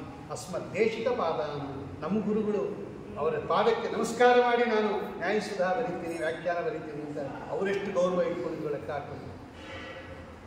ಗುರುಗಳು ಹೊದ್ದಿರೋ ಶಾಲನ್ನು ಹೊತ್ಕೊಂಡಿದ್ದಕ್ಕೆ ಹೆದರ್ಕೊಂಡ್ಬಿಟ್ರು ವೆಂಕಟನಾಥಾಚಾರ್ಯ. ಅವರು ಹಾಗೆ ಇದ್ದರು. ಇದು ಗುರು ಶಿಷ್ಯರ ಸಂಬಂಧ. ರಾಘವೇಂದ್ರ ಅಣುವಿಜಯನೂ ಹೇಳುತ್ತೆ, ರಾಘವೇಂದ್ರ ವಿಜಯದಲ್ಲೂ ಹೇಳುತ್ತೆ. ಆಮೇಲೆ ಸರಸ್ವತಿ ದೇವಿಯರು ಬಂದರು, ವಿದ್ಯಾ ಸರಸ್ವತಿ ಬಂದು ಉಪದೇಶ ಮಾಡಿದ್ರು ಅವರಿಗೆ ಸ್ವಪ್ನದಲ್ಲಿ. ತಗೋಪ್ಪ ರಾಘವೇಂದ್ರ ಅಂತ, ನೀನು ವೆಂಕಟನಾಥ ಸನ್ಯಾಸ ಬೇಡ ಅನ್ಬೇಡ, ನೋಡು ನಾನು ನಿಮ್ಮಲ್ಲೇ ಇರಬೇಕು, ವೇದಾಂತ ಸಾಮ್ರಾಜ್ಯ ಯಾರು ಇಟ್ಟುಕೋತಾರೋ ಅವರ ರಕ್ಷಣೆಯಲ್ಲಿರಬೇಕು. ವೇದವ್ಯಾಸ ದೇವರು ಹಿಂಗೆ ಮಾಡಿದ್ರು, ಆನಂದ ತೀರ್ಥರು ಹಿಂಗೆ ಮಾಡಿದ್ರು, ವಿಭುದೇಂದ್ರ ತೀರ್ಥರು ಹಿಂಗೆ ಮಾಡಿದ್ರು. ಇವತ್ತು ನನಗೆ ಜೀವನಾಡಿ ಇದ್ದಂಗೆ ಇರೋದದು ಯಾವುದೋ ಚಂದ್ರಿಕಾ ಗ್ರಂಥ ಬಾಡ್ತಾ ಇದೆ, ಅದು ಯಾರು ಓದೋರೇ ಇಲ್ಲ. ನ್ಯಾಯಸುಧಾ ಚಂದ್ರಿಕಾ ನನ್ನ ಜೀವನಾಡಿ ಇದ್ದಂಗೆ. ಸರಸ್ವತಿ ದೇವಿ ಹೇಳ್ತಾಳೆ, ನೀನು ಸನ್ಯಾಸ ತಗೊಂಡು ಅದಕ್ಕೆ ವ್ಯಾಖ್ಯಾನ ಬರೆದ್ರೆ ಮುಂದೆ ಆ ವ್ಯಾಖ್ಯಾನ ಇಟ್ಕೊಂಡು ಓದ್ತಾರೆ, ನನಗದು ಆಯಸ್ಸು ಬಂದಂಗಾಗತ್ತೆ, ಜೀವ ಬಂದಂಗಾಗತ್ತೆ, ಅದಕ್ಕೋಸ್ಕರನಾದರೂ ನೀನು ಸನ್ಯಾಸ ತಗೋಬೇಕು ಅಂತ ಹೇಳ್ತಾರೆ. ಆಗ ಒಪ್ಕೊಂಡ್ಬಿಡ್ತಾರೆ. ಆಗಮ್ಮ ಅಂತ ಹೇಳಿ ವಿದ್ಯಾ ಸರಸ್ವತಿಗೆ ನಮಸ್ಕಾರ ಮಾಡಿ ಗುರುಗಳ ಹತ್ರ ಹೋಗಿ ನಾನು ಸನ್ಯಾಸಕ್ಕೆ ಸಿದ್ಧ ಆಗಿದ್ದೀನಿ ಅಂತ ಒಪ್ಪಿಗೆ ಕೊಡ್ತಾರೆ ಅಂತ ಅವರ ಚರಿತ್ರೆಯಲ್ಲಿ ಇದೆ. ಈ ಥರ ಸುಧೀಂದ್ರ ತೀರ್ಥರ ಮಹಿಮೆ ಅದು. ಅದೆಲ್ಲ ನಾವು ಲೆಕ್ಕ ಹಾಕಿದಾಗ ಎಲ್ಲ ರೀತಿಯ ಪ್ರಕಾರದಲ್ಲೂ ನಿಪುಣರು ನೋಡ್ರಿ ಅವರು. ಭಾಗವತಕ್ಕೆ ವ್ಯಾಖ್ಯಾನ ಬರೆದಿದ್ದಾರೆ, ಸ್ತೋತ್ರಗಳ ರಚನೆ ಮಾಡಿದ್ದಾರೆ, ಗ್ರಂಥಗಳಿಗೆ ರಚನೆ ಮಾಡಿದ್ದಾರೆ, ನಾಟಕ ರಚನೆ ಮಾಡಿದ್ದಾರೆ, ಕಾವ್ಯ ರಚನೆ ಮಾಡಿದ್ದಾರೆ, ಸಾಹಿತ್ಯ ರಚನೆ ಮಾಡಿದ್ದಾರೆ, ನ್ಯಾಯಶಾಸ್ತ್ರ, ವ್ಯಾಕರಣಶಾಸ್ತ್ರ, ಮೀಮಾಂಸಾ ಶಾಸ್ತ್ರ, ಅಲಂಕಾರ ಶಾಸ್ತ್ರ. ಅಲಂಕಾರ ಶಾಸ್ತ್ರ ಅಂತ ಒಂದು ಶಾಸ್ತ್ರ ಇದೆ, ಅದರಲ್ಲಿ ನಿಪುಣರು. ವಿಜೇಂದ್ರ ತೀರ್ಥ ಶ್ರೀಪಾದಗಳ ಮೇಲೆ ಅಲಂಕಾರ ಶಾಸ್ತ್ರದಲ್ಲಿ ಇವತ್ತು ಅದನ್ನೇ ಎಲ್ಲರೂ ಹಾಕೋದು. ಈ ಥರ ಇದ್ದರೆ ಈ ಅಲಂಕಾರ, ಉಪಮಾಲಂಕಾರ ಅಂದ್ರೇನು, ಅಭೂತೋಪಮ ಅಲಂಕಾರ ಅಂದ್ರೇನು, ಅಲಂಕಾರಗಳು ಎಷ್ಟಿದೆ, ಯಾವ್ಯಾವುದಕ್ಕೆ ಉದಾಹರಣೆ ಅಂದರೆ ಇವ್ರಿಗೆ ಅಂತ ಕೊಡ್ತಾರೆ ಇವತ್ತು. ಅಲಂಕಾರ ಶಾಸ್ತ್ರದಲ್ಲಿ, ಸಂಗೀತದಲ್ಲಿ, ಸಾಹಿತ್ಯದಲ್ಲಿ, ಕಲೆಯಲ್ಲಿ, ನಾಟಕ, ಸುಭದ್ರಾ ಪರಿಣಯ ನಾಟಕ ಬರೆದಿದ್ದಾರೆ, ಕಾವ್ಯ ಬರೆದಿದ್ದಾರೆ, ಭಾಗವತಕ್ಕೆ ವ್ಯಾಖ್ಯಾನ ಬರೆದಿದ್ದಾರೆ, ಎಲ್ಲ ಪ್ರಕಾರಗಳಲ್ಲೂ ಬರೆದಿದ್ದಾರೆ ಸುಧೀಂದ್ರ ತೀರ್ಥರು. ಅತ್ಯದ್ಭುತವಾಗಿರ್ತಕ್ಕಂತಹ ಪ್ರೌಢಿಮಾ ಕುಶಾಗ್ರ ಮತ ಇದಕ್ಕೆ ಅವ್ರು ಹೇಳ್ತಾರೆ. ಯಾರಾದರೂ ಒಂದು ಪ್ರಕಾರದಲ್ಲಿ ಸಿದ್ಧಹಸ್ತರಾಗಿರ್ಬೋದು, ನಾಟಕ ಬರೀಬೋದು, ಕಾವ್ಯ ಬರೆಯೋಕ್ಕಾಲ ಕಾವ್ಯ ಬರೀಬೋದು, ವ್ಯಾಕರಣ ಬರೆಯೋಕ್ಕಾಲ ವ್ಯಾಕರಣದಲ್ಲಿದ್ದರೆ, ಮೀಮಾಂಸಾದಲ್ಲಿರಲ್ಲ ಮೀಮಾಂಸಾದಲ್ಲಿದ್ದರೆ, ನ್ಯಾಯ ಸಂಚಾರ ಇರಲ್ಲ. ಒಂದರಲ್ಲಿ ಯಾವುದಾದ್ರೂ ನೀವು ಎಕ್ಸ್ಪರ್ಟ್ ಆಗ್ಬೋದು. ಎಲ್ಲದರಲ್ಲೂ ವೇದ, ವೇದಾಂತ, ನಾಟಕ, ಅಲಂಕಾರ, ನ್ಯಾಯ, ಮೀಮಾಂಸ, ವ್ಯಾಕರಣ ಎಲ್ಲದರಲ್ಲೂ ಸಿದ್ಧಹಸ್ತರು ಸುಧೀಂದ್ರ ತೀರ್ಥರು. ಅಂತಹ ಶ್ರೇಷ್ಠರಾಗಿರ್ತಕ್ಕಂತಹ ಅವರು. ಅದು ಏನು, ಯಾವ ದೋಷವೂ ಇಲ್ಲದೆ ಇರ್ತಕ್ಕಂಥದ್ದು. ವ್ಯಾಧೂತಾವದ್ಯ ಹೃದಯಾಮಿತ ಕೃತಿ ರಚನಾ ಚಾರು ಚಾತುರ್ಯ ಹೃಷ್ಯತ್ ಕರ್ನಾಟಕ ಕ್ಷೋಣಿಪಾಲ ರಚಿತ ರತ್ನಾಭಿಷೇಕ. ಅದು ಹಂಗೆ ಗುರುಗುಣಿಸ್ತವದಲ್ಲಿ ಆ ರಾಜರುಗಳಿಗೆ, ಆ ಕಾಲದಲ್ಲಿ ಇದ್ದಂತಹ ರಾಜರುಗಳಿಗೆಲ್ಲ ತುಂಬ ಸಂತೋಷ ಆಗ್ಬಿಡೋದಂತೆ. ಏನಿಂದ ಗ್ರಂಥ ಬರೀತಾರೆ ಇವರು? ಅವಧ್ಯ ಹೃದಯ. ವದ್ಯ ಅಂದರೆ ದೋಷ, ಅವಧ್ಯ ಅಂದ್ರೇನು? ಒಂದು ದೋಷ ಇಲ್ಲದೆ ಇರತಕ್ಕಂತಹ ಅಮಿತ ಕೃತಿ ರಚನಾ ಚಾರು ಚಾತುರ್ಯ ಹೃಷ್ಯತ್. ಎಷ್ಟೊಂದು ಗ್ರಂಥ ಬರೆದಿದ್ದಾರೆ. ನಾವೊಂದು ಕಾಗ್ದ ಬರೀಬೇಕಾದ್ರೆ 20 ತಪ್ಪು ಬರೆದಿರ್ತೀವಿ. ಹೊಡೆದಾಕೋದು, ಹೊರಗೆ ಹಾಕೋದು, ಬಿಸಾಕೋದು, ಕಡೆಗೆ ತಪ್ಪೇ ಅದು. ಅದನ್ನು ನೋಡಿ ಸಂತೋಷಪಟ್ಟು ಅನೇಕ ಬಾರಿ ಇವರನ್ನ ರತ್ನಸಿಂಹಾಸನದ ಮೇಲೆ ಕೂಡಿಸಿ ಅಭಿಷೇಕ ಮಾಡಿದಾರಂತೆ ಆ ಕಾಲದ ರಾಜರುಗಳು. ತಂಜಾವೂರಿನ ರಾಜ, ಗ್ವಾಲಿಯರ್ ರಾಜ, ಅನೇಕ ರತ್ನಾಭಿಷೇಕ.